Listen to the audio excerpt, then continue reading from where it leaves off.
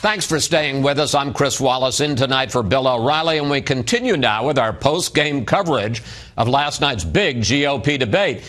Joining me now from Spartanburg, South Carolina, Governor Mike Huckabee. Governor, I want to play this exchange for you from last night. Governor Huckabee, like Governor Walker, you have staked out strong positions on social issues. You favor a constitutional amendment banning same-sex marriages. You favor a constitutional amendment banning abortions, except for the life of the mother. How do you persuade enough independents and Democrats to get elected in 2016? A lot of people are talking about defunding Planned Parenthood as if that's a huge game changer.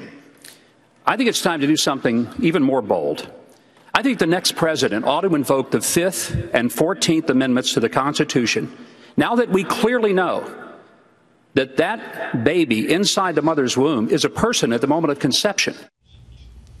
Governor Huckabee, welcome to The Factor. You're taking some heat for that answer, and I want to clarify. Are you saying that the Supreme Court's ruling in Roe v. Wade was wrong and you would support bringing a new case to the court? Or are you saying, as president, that you would move on your own, under your view of the Constitution, to outlaw abortion? Chris, what I'm saying is the Fifth Amendment guarantees due process before you can deprive someone of life or liberty. The 14th Amendment guarantees that a person has equal protection under the law. The real question here is not Roe v. Wade. The question is that a person? Is that unborn child a human being? Because if it is, that human being has constitutional rights, and Roe v. Wade is wrong. Roe v. Wade was based on something that's not in the Constitution, based on the notion that privacy gave people an unlimited access to unlimited abortion. But Governor, and I don't mean to interrupt, I guess what I'm asking you is, I mean, I understand your point of view. The question is that an argument you would make before the court and let them decide? Or are you saying, as president, you might move on your own? I think the president should move, not so much on his own, he should move on the Constitution. This is not an ex cathedra action. This is a realization that the Supreme Court got it wrong. And they got it wrong, and the first priority ought to be to uphold the constitutional rights of every person. This is not unlike what Abraham Lincoln did in the early 1860s in response to the 1857 Dred Scott decision that said that black people weren't fully human. Nobody defends that today. Nobody. And I think that the time has come for us to act like a civilized people, not a people that savagely tear the limbs off an unborn child, sell the parts, and pretend that somehow that's the mark of a civilized culture and society. So how would you, as president, do that? I mean, you would outlaw abortion? It's not that you outlaw it. You defend the rights of the unborn. So it's not what you say you're not going to do, it's what you say you are going to do. You're going to defend the rights of every person, and the issue, again, is personhood. So look, I know what would happen. Immediately there would be a lawsuit filed, there would be an attempt to create an injunction. At that point, I think Congress would perhaps step in and say, well, let's decide. Let's decide if there's going to be a law that is passed by the people's elected representatives.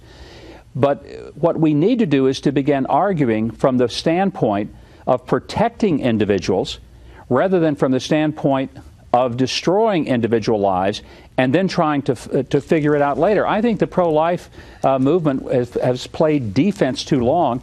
We know so much more biologically and scientifically about the origins of life than the Supreme Court knew in 1973. And one of the justices deciding that case even admitted that if we ever realized or believed that that was a person, not just a blob of tissue, it would change the whole debate. Governor, we got about a minute left. I want to quickly change subjects on you. You also got into a dust-up with New Jersey Governor Chris Christie over entitlements. He basically says that your math doesn't work and you can't save entitlements like Medicare and Social Security without raising the retirement age and cutting some benefits for higher income recipients. Well, I think Governor Christie is a good guy, and I understand where he's coming from.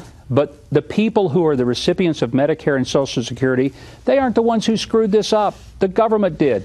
And here's another example where the government screws something up and wants to put the burden of it and the problem and the impact of it off on people whose paychecks have been confiscated for every time they ever got a paycheck. That's just fundamentally wrong, Chris.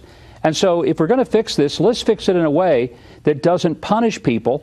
By the way, 60 million Americans get Social Security, and a third of them depend on it for 90% of their income. I just don't think that that's a realistic or even an appropriate way to deal with a problem that the government made, not the people who paid in money for all the years of their working life. Governor Huckabee, we're going to have to leave it there. Thank you so much, and safe travels on the campaign trail, sir. Thank you, Chris. Good to talk to you.